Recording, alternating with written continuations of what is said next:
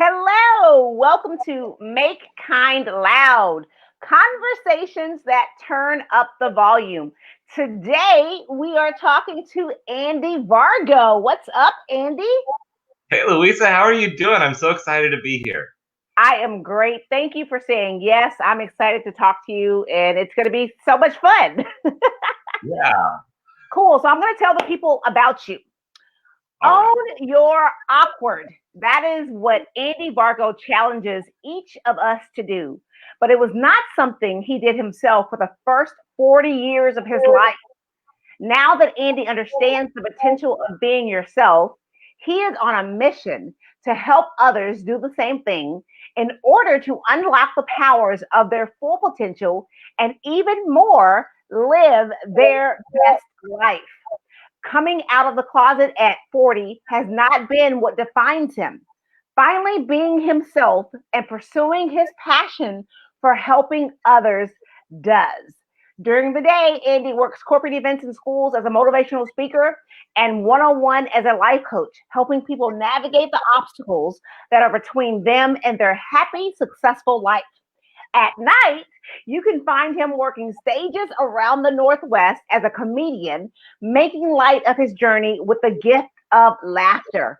Awkward is not only his brand, but his style, as Andy encourages us all to own your awkward and be true to your genuine selves. I love that so much. Thank you That so much. That is awesome. Like, how did you stumble upon Own Your Awkward? Like, where did that even come from? Well, so it was kind of a mistake, just like so many things in life, right? Like, I was working on writing a book about dealing with awkward interview moments. Okay. I still have not finished. I finished other books, but that one just kept getting backburnered. And when I had first come out and I was divorced, I was really depressed. My first Father's Day, I was walking through the local store, and I walk around the corner, and there's this huge banner that says "Celebrating Dads and Grads." And I'm in the middle of the grocery store, and I just kind of tear up because Oh, I'm not living with my kids anymore. They don't understand what's going on. This is going to be the worst like Father's Day ever. And no one's making me breakfast in bed. All the pity party things I'm having going on, right? yeah, yeah, And yeah. and so I started looking ahead at what I call my depression calendar. And so my depression calendar is when I look ahead at the days that I know are going to be harder to face. Okay. And I plan something for that day so that I'm not just sitting at home, broken down and upset. Right, right. So Father's Day, I'm sitting there and my journal entry for that day is called, I think it was something like crappy eggs, burnt potatoes, and cold toast. Because that was the breakfast I was making for myself. And Okay. so I'm sitting there on Father's Day, and I thought I need to uh, I need to do something for myself. So I went online and I bought my website name, and I had decided on awkward career because this book was going to be about career stuff, and I still wasn't out completely. I was only out to family at this point, Yeah. but I thought awkward career would encompass the book and anything else that I do around that, with the idea that you can go about life a different way in your career. Fast forward about a year, and I was completely out, and I'm sharing these videos about life, and I still have that name for my website. And a friend of mine says, I'm posting these videos called Awkward Thoughts. And he says to me, like, he says, I can't tell if you're trying to be serious or funny. Hmm. Like, you just need to kind of step into the awkwardness. You kind of need to own it. And I'm like, that's brilliant. You're right. And so from that day forward, my podcast was called Own Your Awkward. I started really using that tagline, and it really sums up the idea that I don't want people to treat me different because of how I am. I don't People shouldn't be treated differently in a way that we treat everybody different because of the gifts that they bring, right? But Right. not because of something that they are, less than anybody else. And Correct. those gifts are what really make us, like, that's what people love about you. And with owning your awkward, the whole idea is that it's not just that, oh, I pushed this to the side and I got okay, and I still have the cane, but I'm limping along, but I figure out how to get from here to there with the cane. It's actually, that cane is like your character that people love about you. And how do you decorate the cane? And how do you, take advantage of that time. While it might take you a little longer to walk, you have a better conversation with someone because you've engaged them for a longer period of that distance. Whatever it is, that becomes your superpower. So I love that so much. And in truth, we're all awkward, right? All of us. There's something about us that's awkward, and we just need to step into it. And Mhm. and and just like you just said, just own it and be who you are, and decorate it however you're going to decorate it. I love that. Yeah, it's a beautiful thing, and the great thing for me is whenever I'm on a podcast or I'm doing something live, if I mess up, it's all awkward. It's like, hey, I'm on, so I just own it. I love it. I'm on brand. Yep. Like, no, that awkward pause that was supposed to be there. Right. I love that. So you're a comedian. How long have you been doing that? I've been doing that for almost 4 years now. Okay. So I started when initially when 4 years ago I decided I was going to really shift my career and focus on motivational speaking and being in front of people in a different way. And I had been very comfortable on stage or in front of large groups of people with training, business reviews, sales pitches, all that kind of stuff. But I hadn't specifically had to make people laugh or necessarily inspire them. Right. And I mean, I sold toilet paper, so you don't have to inspire people a lot to buy toilet paper and paper towels and that kind of stuff. Yeah, they kind of just need it. Yeah, exactly. and this year I've been thinking maybe I should have kept that job, but yeah. But I had one of my dearest friends. She had been pushing me to do all these different things, and she always said, "You need to try stand-up comedy. You're really funny." And I used to tell her, "No, I am not get on stage funny. I'm break room funny, and there is a difference." But eventually I tried it because I thought if I'm going to advance my career in a different way, I need to be comfortable in front of people in a different way. Yeah. So I tried it thinking I'll do it a couple times and then, cross it off the list. And begin with it. Right. Yeah. And I ended up loving it and meeting the most amazing group of people from every walk of life, just because everyone's got a story to tell. And when you look at comedians, there are people of every age and background and ethnicity and size. I have a friend who's like under 4 feet tall and a friend who's over 6'7" or something that are all people I've met through comedy. Yeah. And it's great. That is amazing. So tell me about your very first day on stage. Like how was that? It was so not what I wanted it to be. I invited a few friends to come watch me because this is my big debut. And I got up on stage, and this is in the local club here, the Tacoma Comedy Club, where actually a comedy club, which is different than being in a bar, because in a club, you really can't see the audience. It's pitch black, and there are bright lights staring at you in the face. I made the mistake of getting on stage and looking at the light. Oh. And I was blinded, and I had, for my first set, you get 3 minutes, which doesn't sound long at all, but time goes a lot slower up there. So I get on stage, I look at the light, and then all of a sudden, I can't see the timer I had started on my phone to know where I'm at in my set. Mm-hmm. I probably did about 2 minutes and 20 seconds looking back, because I know I made it to the first light, which tells you have a minute left. But as soon as I did that, I kind of got thrown off. I couldn't really remember my set. I did get a couple laughs, and I remember walking off stage telling myself it wasn't bad. Yeah. Like, it wasn't as bad as it could be. I wasn't like horrendously afraid that I would never go back. It definitely wasn't as good as I wanted it to be. And I remember as I was stepping off of the stage telling myself, if I don't sign up to do this again right away, I will never do it again. Yeah. Like, I have to, and that's what I tell people when they talk about doing anything new is schedule the first 2 or 3 times. Don't just schedule the first time, because it's never comfortable the first time you do anything. And I didn't really pre-think about that. It just, as I was walking off stage, I was like, oh gosh, if I ever want to do this again, I got to rebound from that. Yeah. So the next few times I didn't invite friends. I was like, I don't need I don't need witnesses that know me for that. So then I did it for a few months subtly before I started telling people, and kind of got comfortable before I started sharing again that I was going. Yeah, that's awesome. I posted a few months ago. I don't even know how long. Because I think I'm hilarious. Okay, I think. I think you're hilarious. I love watching your lives and hearing you talk. Thank you. And so I posted. I was like, so if I did was going to be a stand up comic, would you come see me? And people were like, yeah, but I still haven't done anything with that. So Oh, it's the little it's the nerves, I think. mm-hmm.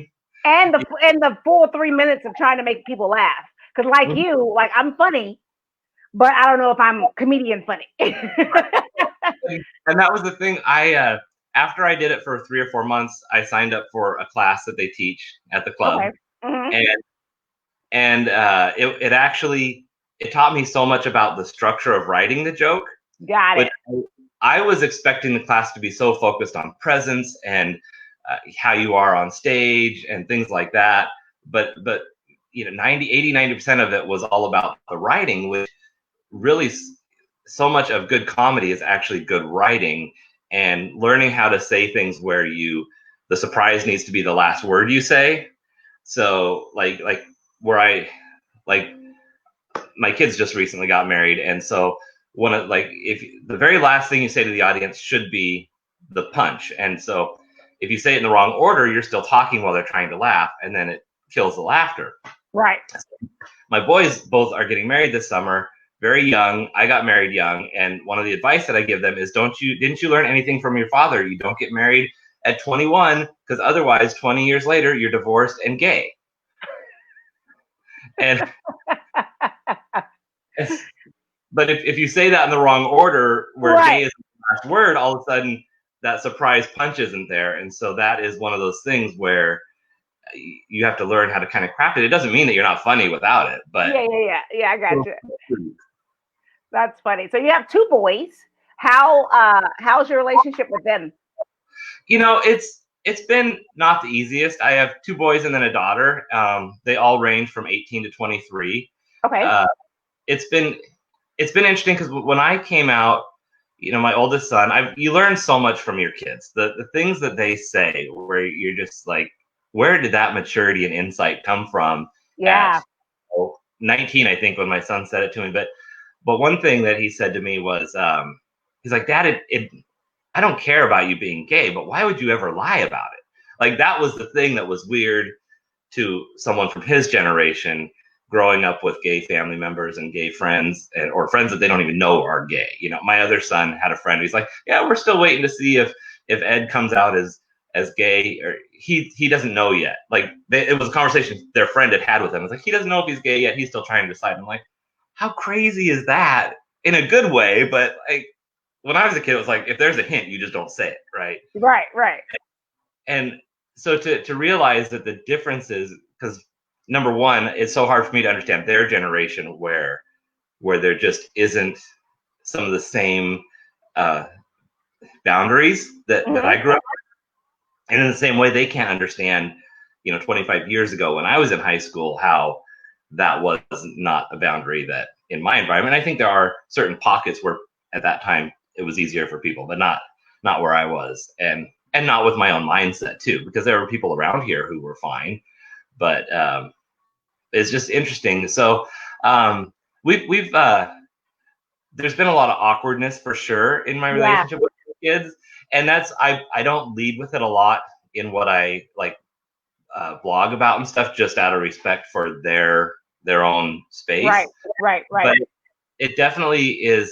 It's one of those things that I've had to learn, that if you want to have a relationship with somebody, you have to work very hard at it. And so Mm.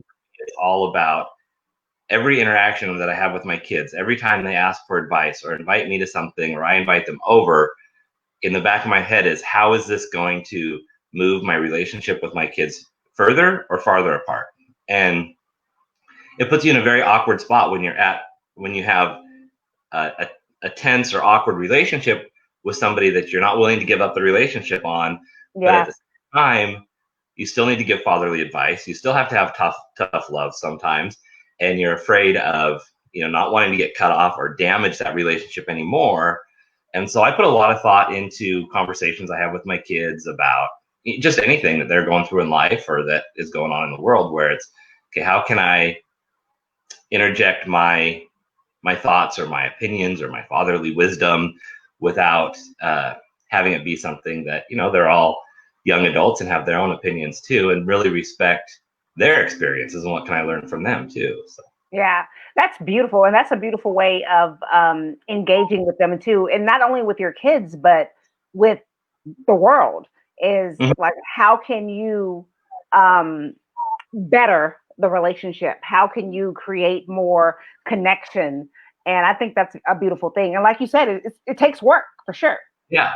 And there are, like, one of the live videos I did a few weeks ago, I was talking about, you're standing at the door and someone's knocking on your door and you choose who to let into your living room. And I'm very selective on who comes into that space, right? And Mm, that's,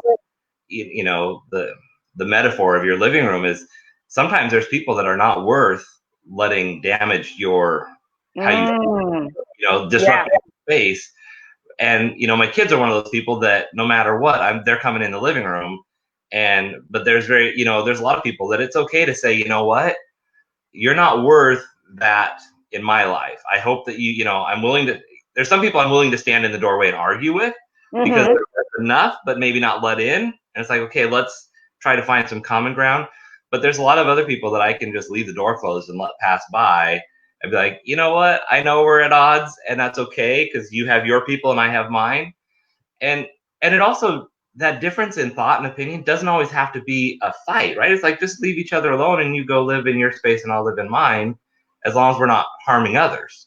yes, and that is huge. Like I tell people that all the time. Just because we disagree doesn't mean that we have to go such to a such a negative level, right? Like with the Right. name calling and the and Yeah.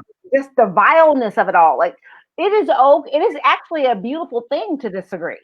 Because Hmm. in that disagreement, you might hear something that you never thought of before, or Right. they might hear something that they never thought of before. But if you don't have those difficult conversations, Hmm. um, I mean, how do we move forward without having those conversations? Right. And that's, I truly believe, regardless, there's people who are going to do bad things in the world, Yeah, but I truly believe that the majority, like 99.9% of the people, their heart is in the right place based on what they believe and what they've been taught.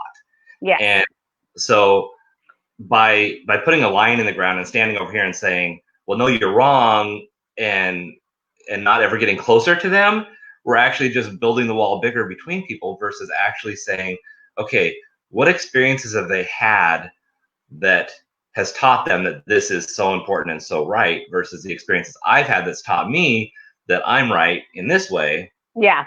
so that we can actually find that common ground about, you know, what are the things, like, uh, when you look at like religions of the world, we could fight all day long over which one's the true religion, who the true savior is, Yeah, all these things.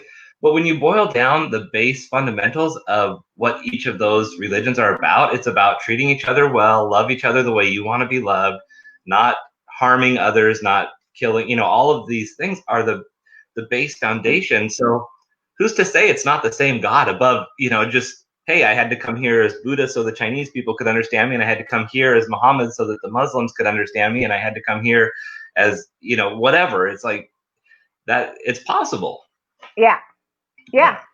I agree. And you were talking about the walls. I call that standing in the gap because everyone like they on this side I'm right, right, right. On this side I'm right, right, right. But there's this whole little middle part. I Right. just if we just took one step forward and Mhm. stood in the gap Right. and just to say, reach across the aisle and ask questions, and we can learn so much from each other. But we've got Yeah. to have the openness to do that. And I, Hmm. I'm I'm hopeful that we're moving towards that direction with all that's happened in 2020. Uh, Yeah. so yeah, I don't know, With, but I am hopeful. well, and I loved the way you worded it in one of your posts about your experience not being the Black experience, but it's your experience. Yeah, And because I've had a lot of those feelings in my own experience and lately, where I can't speak for everybody who's come from either a white experience or a male experience or a gay experience. Like there's a lot of aspects of me that aren't just the one thing that you see just from you could see a photograph of me and make a lot of assumptions. You know, people Yeah. might assume I'm a great white guy, they might assume whatever. But we all need other people to hear our story and to be able to say everybody needs to be heard. Everybody's story needs to be heard. And I think it's really important that we share that story, not from a point of saying, because you're different from me in this way, you need to know this. And because you're different from me in this way, you need to know that, because that's me making a lot of assumptions about that other person's story. Yeah.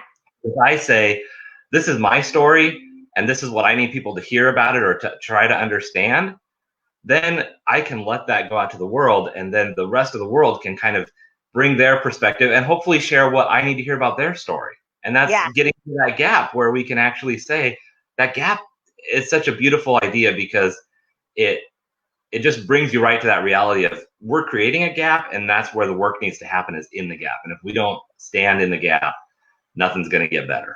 Nothing's going to get better. And it's hard. It's hard. It's uncomfortable. Mm-hmm. It can be frustrating at times, but if we stick with it, there's beauty on the other side, because like you, I do believe that there's more good in the world than not. Right. I firmly believe that to the core of people that there's Mm-hmm. goodness. Yeah. But we've got to be able to cipher through the noise around everything and get to the goodness. Right. Yeah. And I feel like I'm living in the gap in a lot of ways, because I have friends from so many different sides of the issue. My son's a police officer. My best friend's a police officer. I have a lot of friends that are very diverse in their backgrounds, and I don't question the integrity of my son and my friend who's a police officer, because those are the people that I surround myself with, right? Right. But I also know that people from the other side have experiences that I don't understand, that also they've experienced. Yeah. And so it's kind of that, it's not my story to jump in the middle of and say this is my experience, because I haven't had some of those experiences from either side. Right. But I've been enough to it from both sides to hear things where I'm like, okay, let's get you all in the gap, right? It's like, let's get in here and have some conversations. And yeah. So how are those conversations with your best friend and your son? Like, what are they feeling in this moment?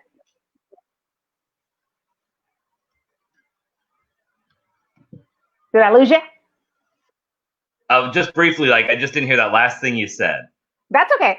I said, how are those conversations between with your best friend and your son? How are they feeling in this time? Well, they feel good. You know, my son, he's been in law enforcement for a long time. He was a police explorer, but we also have grown up, you know, in this area. It's very diverse, and so his best friends growing up were not white.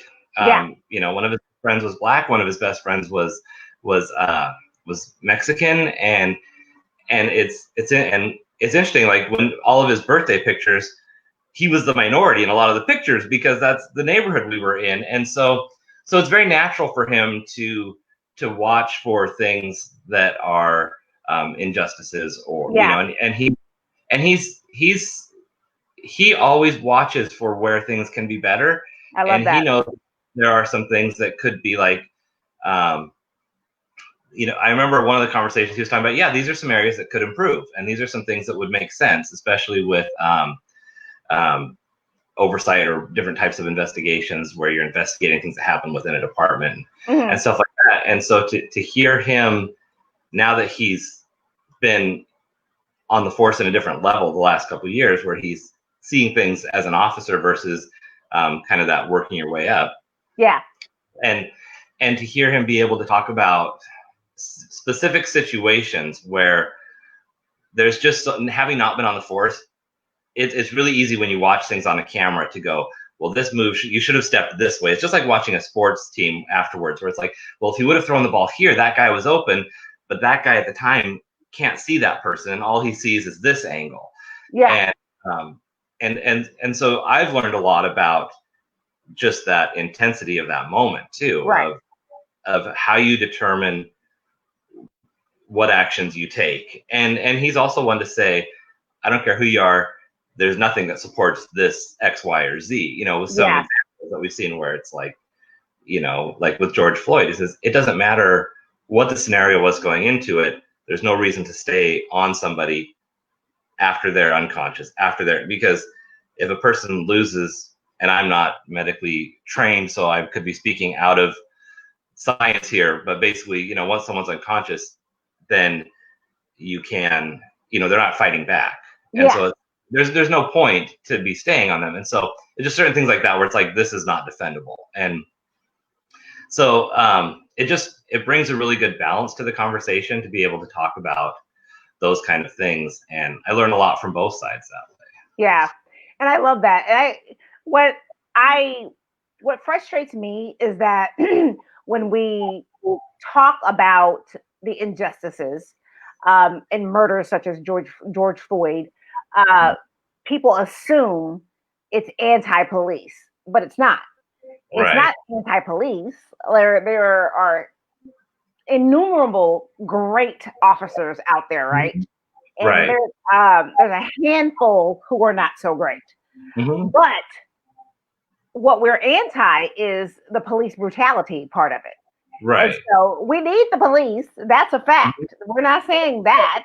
Right. But to hear your son have conversations with you about that and give his perspective and what he's seen and how he analyzes stuff, that's beautiful. And I hope more officers are doing that as well, which I'm sure they are. But just to hear that from a firsthand experience is beautiful. Yeah, because I think these are the officers we need highlighted, right? These are the people that, and when you look at some of the shows being canceled, it's really sad to me. Some of them you could argue whether or not they're really helping society if they're cops or whatever, where they're chasing people down, but if they're showing the right kind of police work, they're also showing it where they're filmed the entire time. So you want to talk about accountability, everything is seen. Yeah. But even like the Paw Patrol, where it's like, we do need the positive influence out there, because if you take away all the positive and then it just highlights the negative, and that's not going to win anything. So I really hope that we can get to that point where it is a positive. Let's make sure, and it's that idea that you can't fill a dark room without adding light. You have to put the positive in. So and even agreed. And I get some of the things, but we go to certain extremes. Like we've got to get rid of everything, and we've got to. That's not gonna help. But we do need to find a balance, and we do need to do the work, and have the conversations and figure out how to stop these murders, while also highlighting the good that the police does as well. And so I think we can get there, but it's going to take work. Other countries do it, so why can't we? Why can't America do it as well?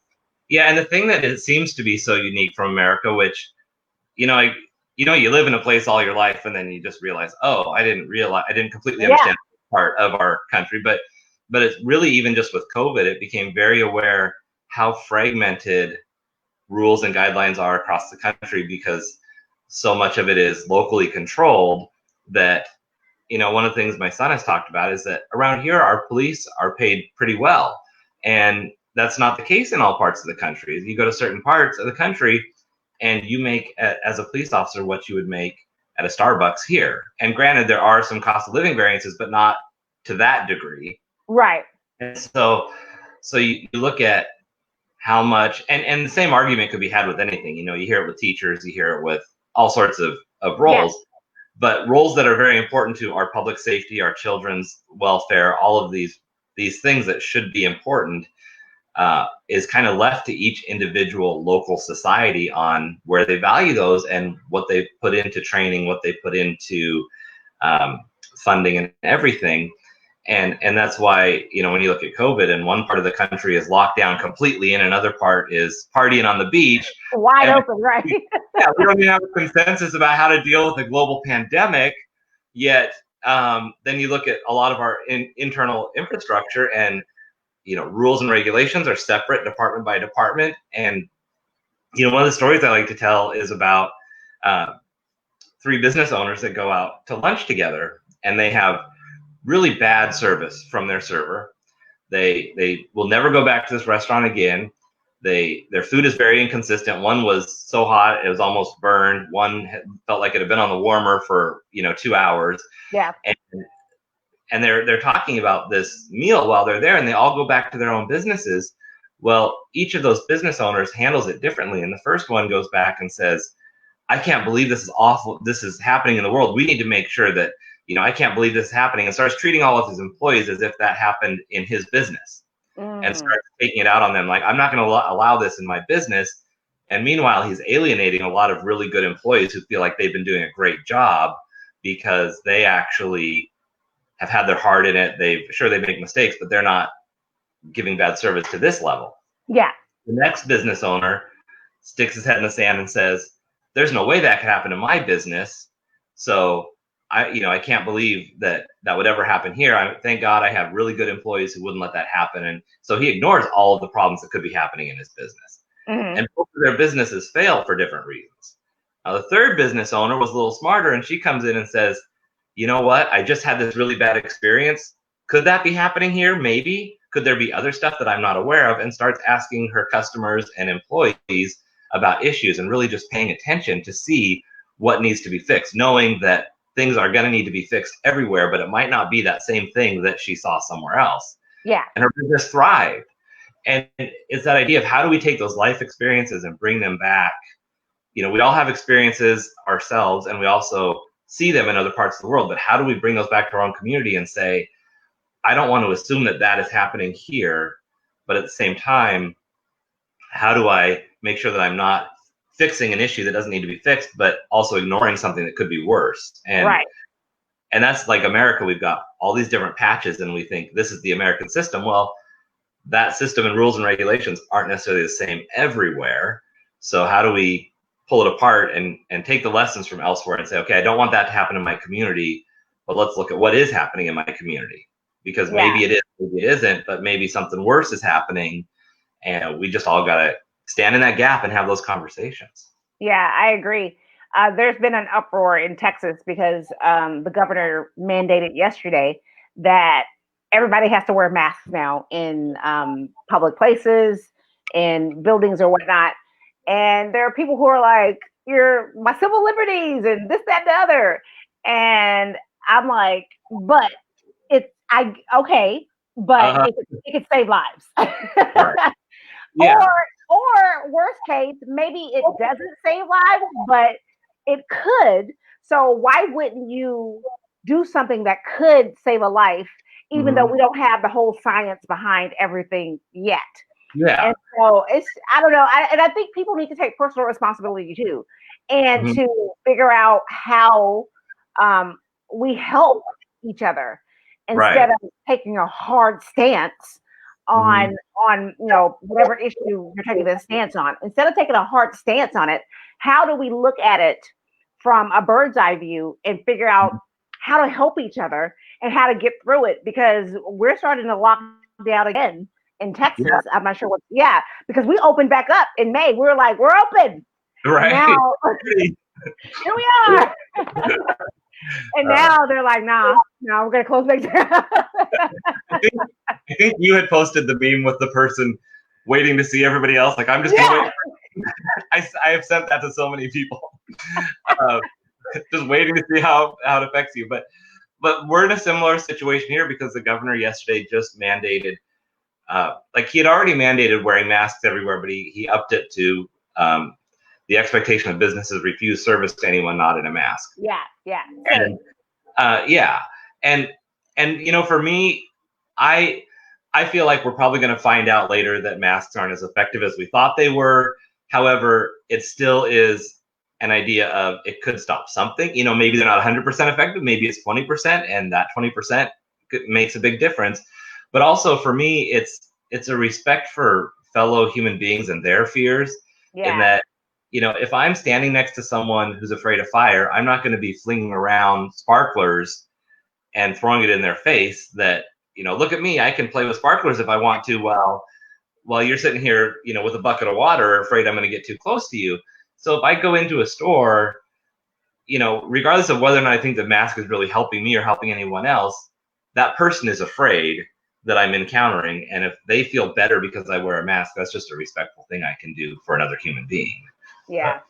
But we've got to figure out how to come together and how to figure it out. I mean, we will get through this pandemic. I mean, there have been pandemics before, not in our lifetime, obviously, but hundreds of years ago, and people are still here. So we will get through this. But the question is, how do we get through this? And what is gonna be waiting for us when the pandemic is lifted? Are we better? Are we the same, or are we worse? Yeah, I really wish I had that answer. And I really feel like, it could be a combination. We could be in some ways better and in some ways worse. Mm-hmm. I'm a big fan of marketing. I read a lot of marketing books, and I put a lot of thought into how I market my business. And when I work with other businesses, it's all about, what message are you putting out to the world? And one of the key things about marketing a business or a product is the idea that you don't want to go online and say, I haven't sold enough of this yet. Will you buy my product? Because you're telling, I have 100,000 copies left. Please buy a book, because you're telling everybody that it's not, people aren't buying it. It must not be good. The social proof isn't there that it's a good thing. And unfortunately, what I see in a lot of news and things is we're telling people that there's a lot of bad stuff going on. Yeah. And we need to be marketing the good, because people are focusing on the bad, and it's actually reinforcing the idea that the bad is okay. It's like if you go outside and you see people littering, and there's a thing saying, hey, 80% of people litter, then you're actually telling people it's okay to litter because everyone else does it. Right. Versus saying our society doesn't think littering is cool. Like, we don't litter here. If you just say we don't litter, and we could take that into a lot of the things right now, like, hey, our community doesn't allow racism. Our community is accepting and loving. And that completely changes the message to being, hey, we're an exclusive community because we exclude racism. Like, that's the kind of community we are. Yeah. And that just says you're not welcome here if you don't welcome everybody, rather than saying there's a racist around every corner, because you're basically telling everybody that must be an okay belief. Yeah. To me, it's like it's a marketing thing, and not everybody's in a business mindset. So how do you get the whole population to go, no, let's just share love and make kind loud, and all of these things? Like, this is what we need, more Louises out there just getting that message out. Because when you open up your Facebook feed, and I see in some of the hardest times and most awkward situations, I see your bright smiling face saying, you got this huge smile, you're like, I don't know how I'm gonna get through this. There's some crazy stuff going on, but it's still a beautiful day, right? And we still have the power to make the rest of the year awesome.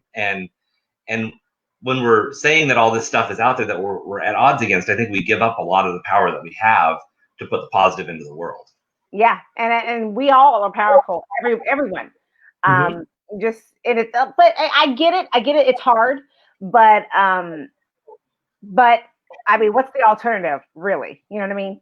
And so, yeah, I agree with you. I agree that marketing is a huge thing, and what people consume and what people allow around them affects them. And so it's a personal choice, and people have to make a choice for themselves of how they're going to show up.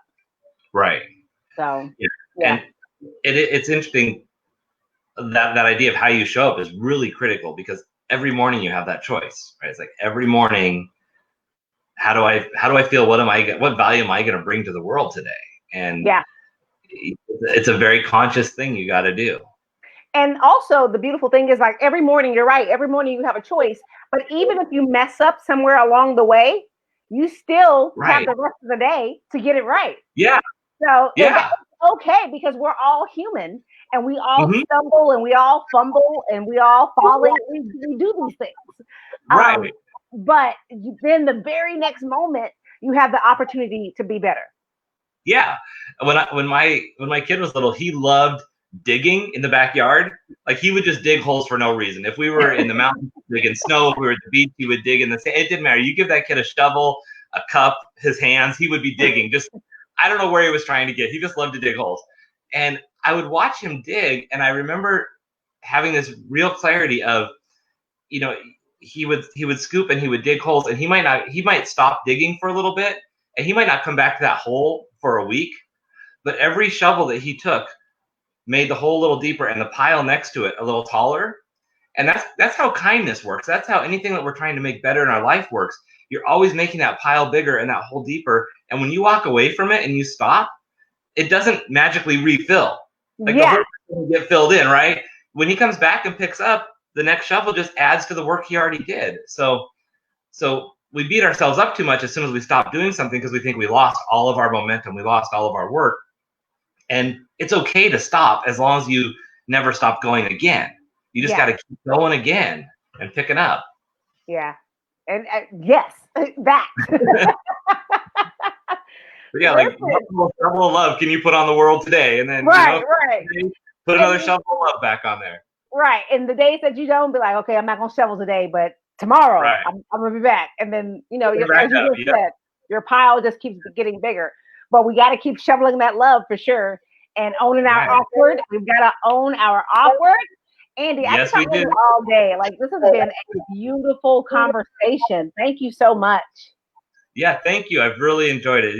It made my day hearing you ask me to come on your show. So I'm excited. Oh, you're welcome. Well, thank you for saying yes. You made my day for saying yes. Thank you. This has been another episode of Make Kind Loud. Today, we have been talking to Andy Vargo, who is a motivational speaker and a comedian, and who's just living his life, owning who he is. And his goal is for each of us to own your awkward, because we're all awkward. We just got to own it and be who we are. So, Andy, thank you for the work that you're doing in this world, and thank you for being who you are. Thank you so much. You too. This has been another episode of Make Kind Loud, conversations that turn up the volume. We'll see you guys next week. Take care.